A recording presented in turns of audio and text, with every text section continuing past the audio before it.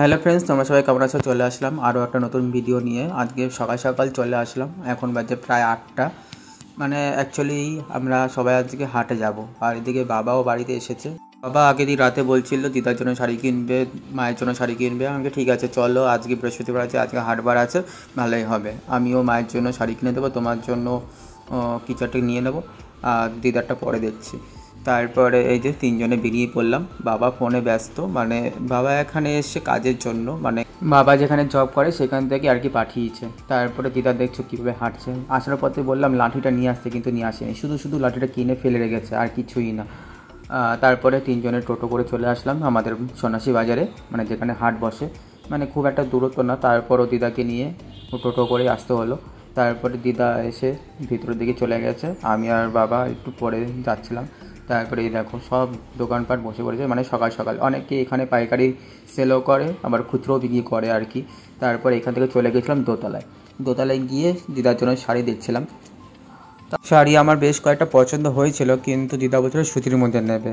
তারপরে দিদাকে বলছিলাম তোমরা দেখতে থাকো শাড়ি, আমি একটু ভিডিও করে নিই। আমি এদিকে একটু ভিডিও করছিলাম, কিন্তু দিদার জন্য করতে পারলাম না, মানে দিদা ঠিকমতো শাড়ি খুঁজে পাচ্ছিল না, আর এদিকে তো মাও নেই। তারপর আমাকে করতে হলো। তারপরে একটা পছন্দ করে নিলাম এখান থেকে। তারপর আবার নিচে চলে এসেছিলাম। নিচে এসে মায়ের জন্য শাড়ি খুঁজছিলাম, মানে আমি যেই শাড়িটা পছন্দ করেছিলাম সেই শাড়িটা মানে খুঁজছিলাম, কিন্তু সেই শাড়ি পাচ্ছিলাম না।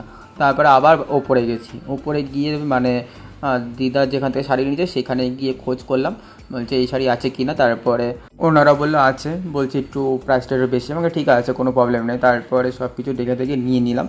তারপর আবার নিচে আসলাম, নিচে এসে মায়ের জন্য আরও একটা শাড়ি পছন্দ হলো, সেটাও নিয়ে নিলাম। তারপরে বাবার জন্য একটা পাঞ্জাবি নিয়ে নিলাম। তারপরে পাঞ্জাবি নেওয়ার পর দিদা আর বাবা যেন কোথাও হাওয়া হয়ে গেছে, মানে খুঁজে পাচ্ছি না। তারপর বাবাকে ফোন করলাম, বাবাকে ফোন করে বললাম কোথায় তোমরা? বলছি এই তো সামনের দিকে। তারপরে এই তো খুঁজে পেয়েছি, এই যে এখানে দুজন। তারপর দিদা কী যেন কেনাকাটি করছিল, তারপর কেনাকাটা করে তারপরে এখান থেকে বেরিয়ে পড়লাম।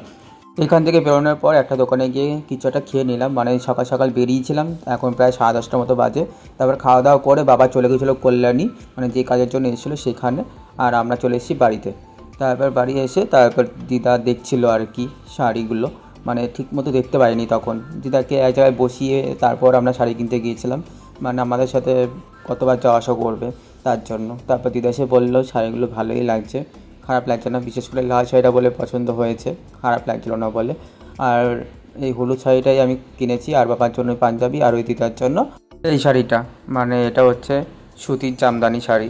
তারপর দিদা দেখে চলে গেল। চলো আজকের জন্য এটুকু, সবাই খুব ভালো থেকো, আবার দেখা হবে নেক্সট কোনো মিনি ব্লগে। টাটা।